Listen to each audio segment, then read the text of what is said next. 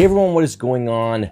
Welcome back to the channel. My name is Brian, and today we have a video about some bottles I've been seeing a lot of talk about lately. Today we are going to taste through all three products in the Maryland Heritage series. If you've seen any of these by chance floating around online, it's a collaboration between a couple of Maryland retailers.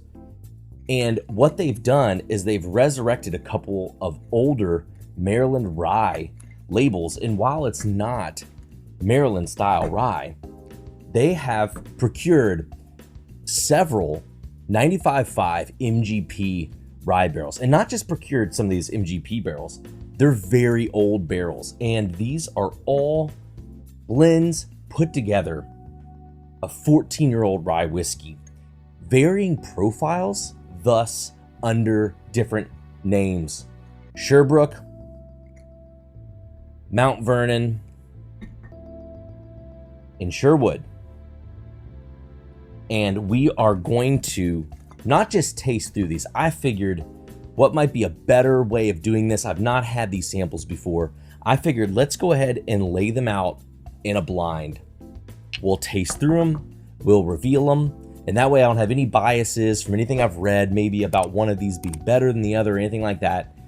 As we taste through, you'll be able to see the proofs and whatnot alongside. But we're gonna dive into these, kind of explore their flavor profile and reveal them at the end. In a future video, if you'd like to see me put any of these samples up against maybe an older Whistle Pig pick, MGP as well, let me know down in the comments below. Leave me a message down below. Let me know if you wanna see that content. While you're there, go ahead and hit that thumbs up button, subscribe to the channel if you haven't. Let me know if you're enjoying the content I'm bringing here to the channel.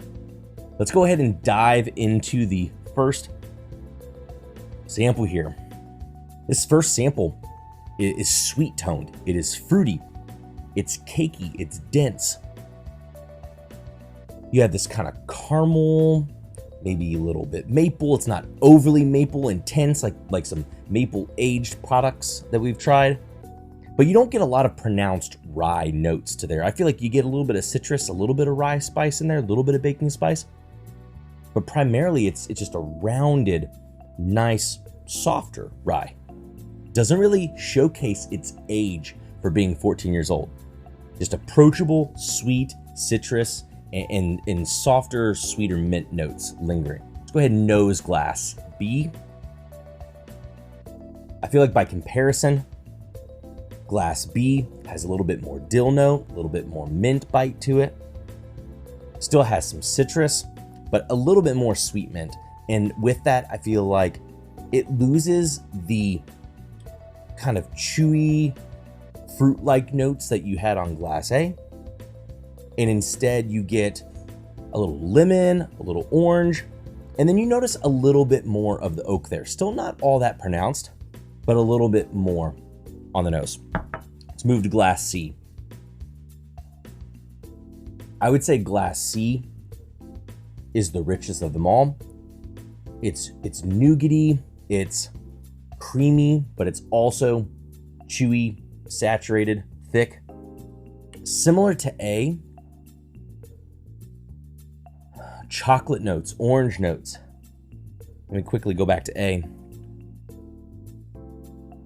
Yeah, A definitely has a little bit more graham cracker and still fruity profile. This one, by comparison, a little darker toned. Underlying has some citrus. Maybe a touch of lemon there, a little clove, a little bit of that baking spice, but primarily kind of a chocolate saturated underlying fruit nose. All three really enjoyable on the nose. Let's go ahead and flip back to A on the palate. Oh man, there's a lot of flavor there. There's a lot going on. It does have the clove, has citrus, has these maple and graham cracker notes there. I kind of wish it didn't have that graham cracker note to me. I feel like I noticed that in some youthful whiskey, that little bit of that kind of graininess there. It's just something I just didn't quite expect in this particular profile. It has this kind of exaggerated saturation that you kind of notice in Armagnacs a little bit. It's not overly funky, but if you are into Armagnacs and you have tried this, maybe you'll know what I'm talking about. Some good syrupiness, some good kind of density there on the palate. Lingers, kind of citrusy, kind of tingly on the tongue, dries pretty quick. And again, doesn't really showcase a lot of the oak notes that are there. Let's go ahead and move to Glass B again. Glass B on the palate. Glass B has a lot more striking rye spice, very traditional, big brulee notes there. Citrus for sure, baking spice for sure. A little bit more dill comes out, but a clinging, heavy body. I like that. Not overly fruity, not overly sweet, more gripping rye spice. It lingers longer, kind of coats on the jaw, and then sticks around for a little bit longer. Still a little bit dry, maybe semi-dry, but it has a longer linger to the palate. A little bit more noticeable oak as well. Let's go ahead and taste Glass C. Man, whoo. Glass C is the most viscous, the most clinging of all three of them. C has these kind of grounding notes, these lower end notes. It's a little bit licorice, it's a little bit chocolate, it's a little weighty in those regards. It still has this orange cut through, still has the baking spice, the rye spice. Let's go ahead and quickly taste through them all again and try and sum up their differences. Glass A again. It's got more lift, it's got more maybe dried fruit on the nose. Apple in there as well. Palate, fruity, touch funky. Apple, caramel type notes, kind of sugary, a little bit in there. Glass B, big rye notes on the nose. Viscous, rye spice, aggressive, but still has these also saturated, kind of funky Armagnac vibes there as well. Brandied, fruit notes. The more it sits open, so a little bit of kind of stewed fruit, a little bit of licorice, and big rye bite there. And then going to Glass C, lower toned, grounded, still very enjoyable, but kind of these chocolate notes, these licorice notes, man, as it sits on the palate more so than the other two, it just keeps growing with this big oaky presence. And if you know me, you know how much I like that. So as I'm kind of sitting in between these samples and that's lingering and kind of growing on the palate, big fan. Rye, bread, orange, citrus notes as well.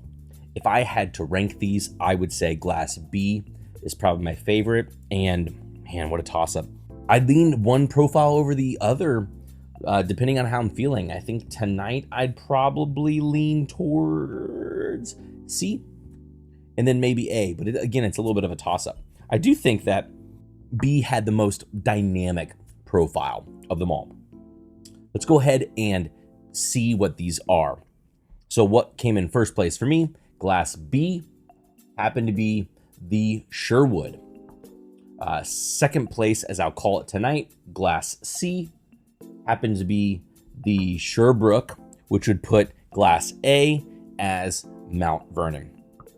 Guys, I hope this was insightful to you all. I hope it was educational, at least. If you all are able to try any of these batches, I'd love to hear what your all's thoughts are on the Sherbrook, on the Sherwood, or the Mount Vernon. Let me know your thoughts down below, what you guys have thought about them. If you've been able to compare any of them, love to hear how you all rank them as well. These are really interesting products. And again, like I mentioned in the beginning of the video, if you'd like to see me compare any of these, maybe with an older Whistle Pig, that's the only thing that I have in my collection that is one of those older MGP ryes. But if you're interested in hearing how it might compare to those, I know these are on the market and you know, people are trying to figure out whether they should go after them. They kind of have some high secondary value. But those Whistle Pig picks were ones that people might still have bunkered around a little bit. And so if you're interested in seeing how they compare, let me know. Maybe I'll do a comparison video for you all, either here or a bonus feature on a live or something like that. Thanks so much for tuning in. As always, everybody, I hope this was insightful. I hope it was educational. I hope you all dug it. Until next time, we'll see you all later.